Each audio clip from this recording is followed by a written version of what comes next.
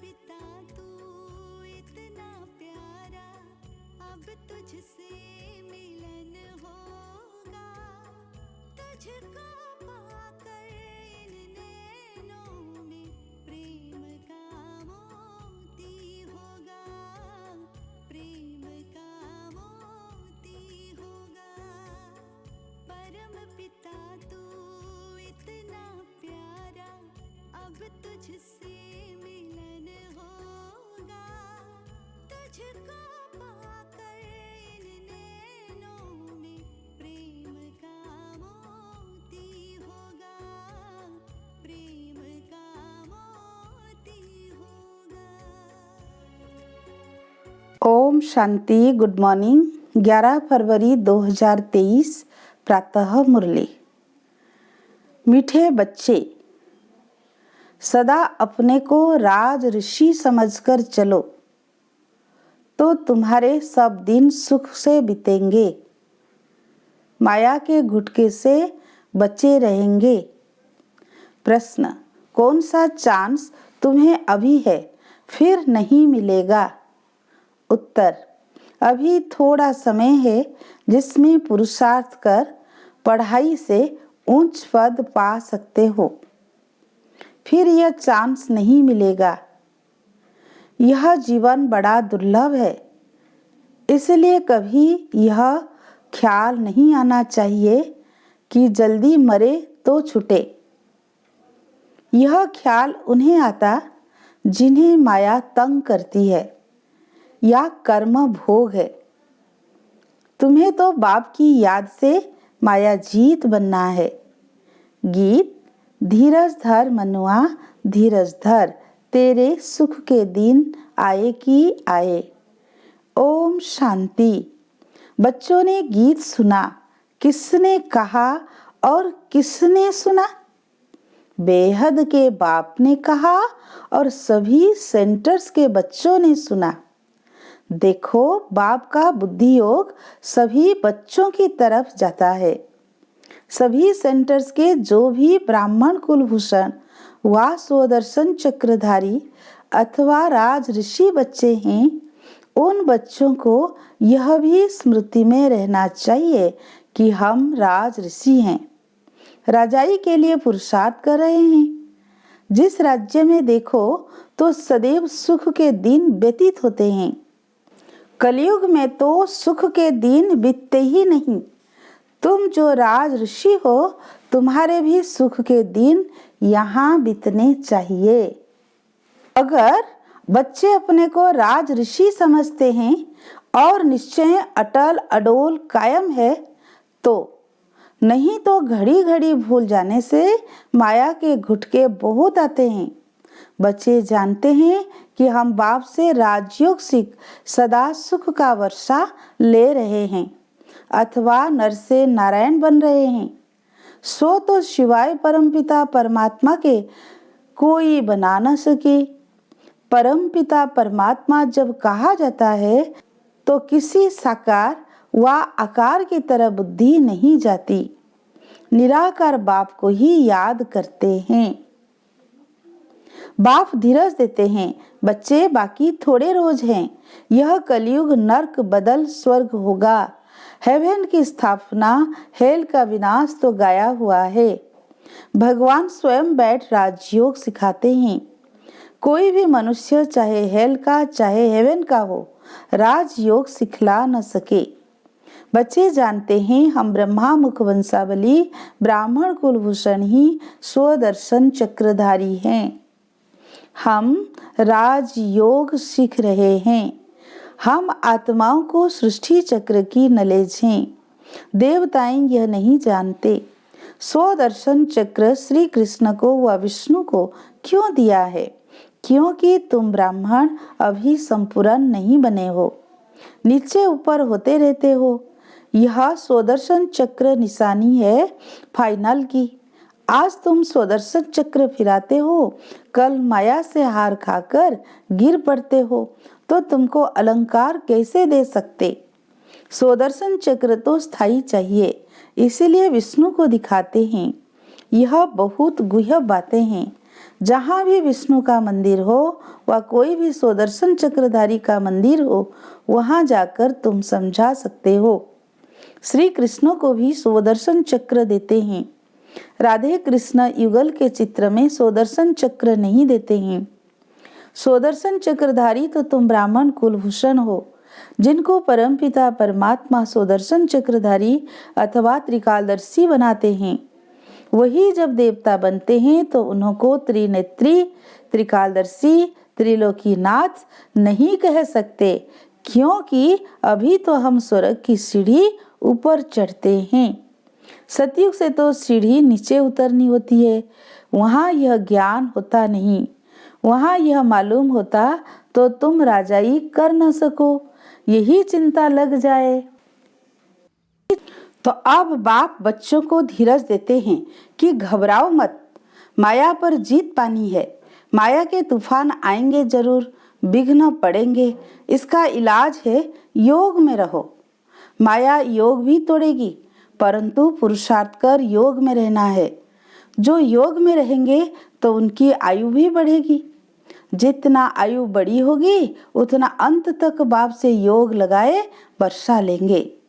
योग से तंदुरुस्ती को भी ठीक करना है। इसीलिए बाबा कहते हैं योगी भव, मेरे को निरंतर याद करो। जितना पुरुषार्थ करेंगे उतना स्वर्ग में प्रारब्ध पाएंगे। तो बाबा कहते हैं बच्चे योग में रहो तो तुम्हारे विकर्म विनाश होंगे। बाकी थोड़ा समय है। तुम ऐसे नहीं कहेंगे कि विनाश जल्दी हो तो हम स्वर्ग में जाए, क्योंकि यह जीवन बड़ी दुर्लभ है। ऐसे नहीं कि अभी शरीर छोड़ फिर नया शरीर लेकर पढ़ाई पढ़ सकेंगे। बाल अवस्था में ही होगा तो विनाश आरंभ हो जाएगा। बालिग भी नहीं बन सकेगा, क्योंकि इसमें छोटे बड़े सबका विनाश होने वाला है। जल्दी मरे यह वही कहेंगे जिनको माया बहुत तंग करती है या कोई कर्म भोग है उनसे छूटने चाहते हैं, परंतु यह चांस फिर नहीं मिलेगा। इसीलिए पुरुषार्थ में जुट जाओ। बाकी तो जब समय आएगा तो न चाहते भी सबको जाना पड़ेगा, क्योंकि बाप सबको रूहानी यात्रा पर ले जाएगा। ऐसे नहीं सिर्फ 10-20 लाख को ले जाएगा। जैसे कुंभ के मेले पर 10-15 लाख जाते हैं। यह तो आत्मा परमात्मा का मेला है। बाप स्वयं पंडा बनकर लेने आए हैं। उनके पिछाड़ी तो अनगिनत आत्माएं जाएगी, परंतु ऐसे भी नहीं सब जल्दी जाएंगे। प्रलय हो तो फिर यह भारत खंड ही न रहे, परंतु यह भारत अविनाशी खंड है। यहाँ बहुत रह जाते हैं। फिर सतयुग में एक ही सूर्यवंशी राजधानी स्थापन होगी। कलयुग विनाश हो, सतयुग स्थापन होने में बीच का थोड़ा सा यह टाइम मिलता है। इसमें थोड़े रह जाते हैं जो नए सिर अपनी राजधानी बनाते हैं। बाकी पुरुषार्थ का यही थोड़ा समय है। इसको कल्याणकारी युग कहा जाता है।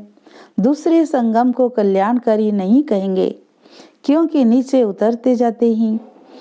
अब संपूर्ण सुख से संपूर्ण दुख में आ गए हैं। यह नॉलेज और किसी की बुद्धि में नहीं है। आगे हम भी कुछ नहीं जानते थे, अंधश्रद्धा से सबकी पूजा करते थे। अब तो हर प्रकार की श्रीमत मिलती है। धंधा भी वही करते हैं जो कोई विरला व्यापारी करे। जैसे हुनर सीखना होता है, यह है मनुष्य को देवता बनाने का हुनर। इस पर ध्यान देना है। बाप रोज अमृत वेले आकर पढ़ाते हैं, तो उस समय बाप के सामने सब सेंटर्स के बच्चे हैं। बाप कहते हैं मैं तुम सभी बच्चों को याद करता हूँ। इसमें माया मुझे कोई विघ्न नहीं डालती है। तुम बच्चे मुझे घड़ी घड़ी भूल जाते हो, माया तुमको विघ्न डालती है। कोई लिखते हैं बाबा हम बच्चों को न भुलाना, परंतु मैं तो कभी नहीं भूलता। मुझे तो सबको वापस ले जाना है। मैं रोज याद प्यार देता हूँ, बच्चों को खजाना भेज देता हूँ, सबको ललकार करता हूँ कि बाप की श्रीमत पर बेहद का वर्षा लेने का पुरुषार्थ करो। इसमें गफलत व बहाना मत करो। कहते हैं कर्म बंधन है, यह तो तुम्हारा है। बाप क्या करे? बाप कहते हैं योग में रहो तो कर्म बंधन कटता जाएगा, तुमसे विकर्म नहीं होंगे। आधा कल्प तुम विकर्मों से छूट जाएंगे। फिर ऊंच पद पाने के लिए सर्विस भी करनी है। मम्मा बाबा कैसे अच्छी रीति समझाते हैं। कोई कोई बच्चे भी अच्छी सर्विस करते हैं। तुमसे कोई पूछे तुम्हारी एम ऑब्जेक्ट क्या है, तो यह कार्ड हाथ में दे दो। उससे सब समझ जाएंगे कि यह किस धंधे में लगे हुए हैं। यह तो बड़े व्यापारी है, हर एक की रग देखनी है। सबसे अच्छा है चक्र पर समझाना। कैसा भी आदमी हो, चक्र को देख समझ जाएंगे कि बरोबर यह कलयुग है, अब सतयुग आने वाला है। क्रिश्चियन को भी समझा सकते हो, यह हेल है, अब हेवन स्थापन होने वाला है। वो तो जरूर हेवनली गॉडफादर ही करेगा। परंतु मनुष्यों की बुद्धि ऐसी हो गई है जो अपने को नरकवासी भी नहीं समझते। कहते भी हैं फलाना स्वर्गवासी हुआ, तो समझना चाहिए जरूर हम नरक में हैं। अभी कलयुग है, पुनर्जन्म भी जरूर कलयुग में ही लेंगे। स्वर्ग है कहाँ? बाबा तो कहते हैं शमशान में जाकर समझाओ, परंतु बच्चे झट थक जाते हैं। समझना चाहिए अभी तो कलयुग है। अगर स्वर्ग में पुनर्जन्म लेने चाहते हो तो आकर समझो, हम भी पुरुषार्थ कर रहे हैं, जो फिर नरक रहेगा ही नहीं। स्वर्ग में चलना है, वहाँ विष नहीं मिलेगा, उसको यहाँ ही छोड़ना पड़ेगा। कैसे? यह बाबा युक्तियाँ बताते हैं। नेपाल में विजय अष्टमी के दिन छोटे बड़े सब शिकार करते हैं। तुमको भी सबको समझाना है। घर घर में शिव का और लक्ष्मी नारायण का चित्र जरूर रखना है। नौकरों को, मिस्त्रियों को भी समझाना है कि मौत सामने खड़ा है। बाप को याद करो तो वर्षा मिल जाएगा। बाप सभी की मनोकामना स्वर्ग के लिए पूरी करते हैं। योग लगाने से बाप साक्षात्कार भी करा सकते हैं। बाप है ही कल्याणकारी, बच्चों को भी ऐसा कल्याणकारी बनना है। गरीब ही अपना कल्याण करते हैं, साहूकार मुश्किल ही करते हैं। सन्यासी भी जो नामी ग्रामी है वह अंत में आएंगे। अब बहुत करके गरीब साधारण ही ज्ञान लेते हैं। बाप ही साधारण तन में आता है, गरीब में नहीं।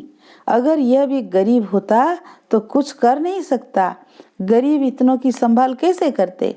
तो युक्ति देखो कैसी रखी है।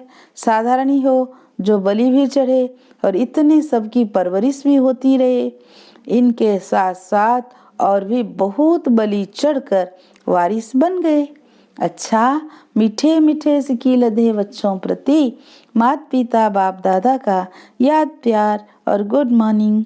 रूहानी बाप की रूहानी बच्चों को नमस्ते।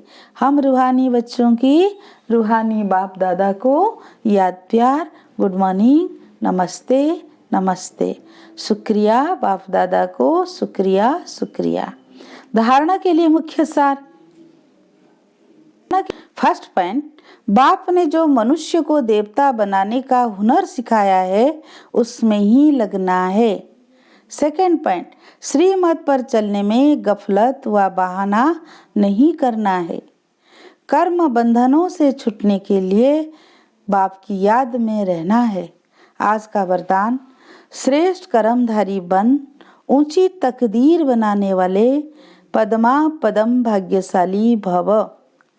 श्रेष्ठ कर्मधारी बन, ऊंची तकदीर बनाने वाले, पदमा पदम भाग्यशाली भव।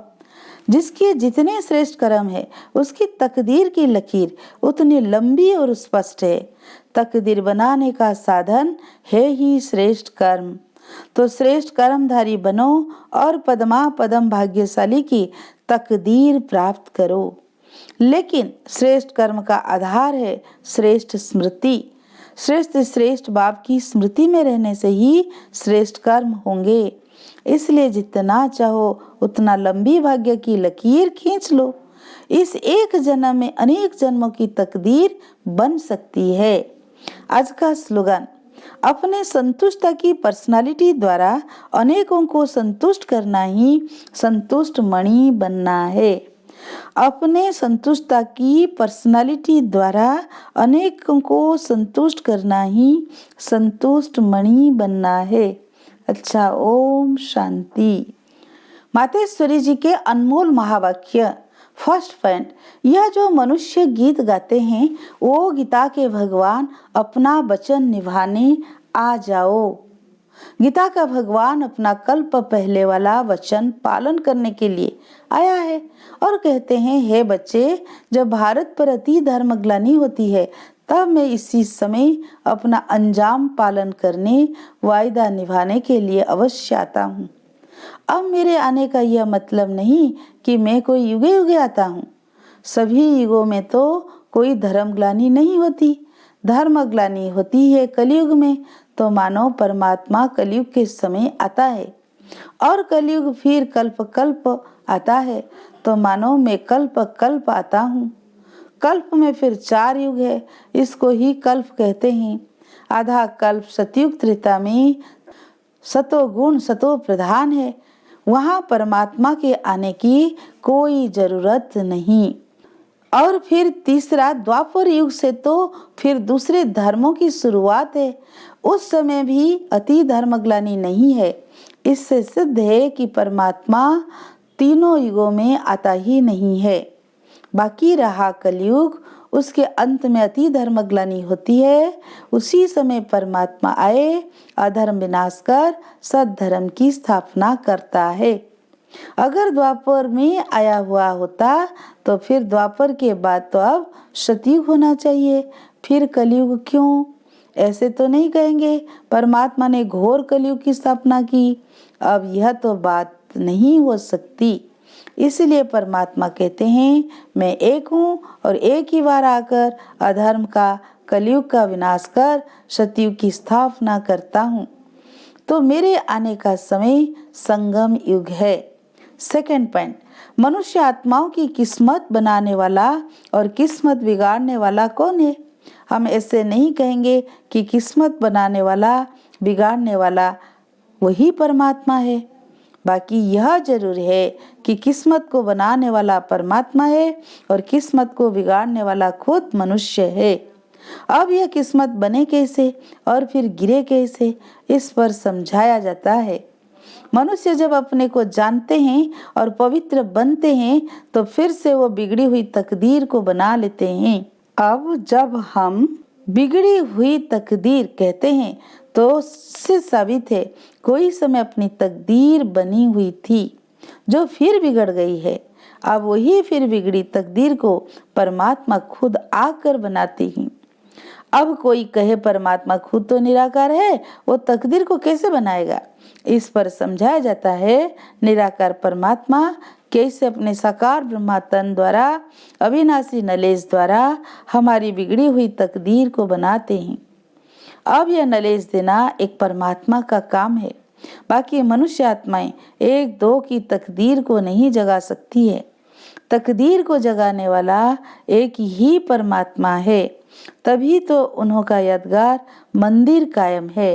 अच्छा, ओम शांति।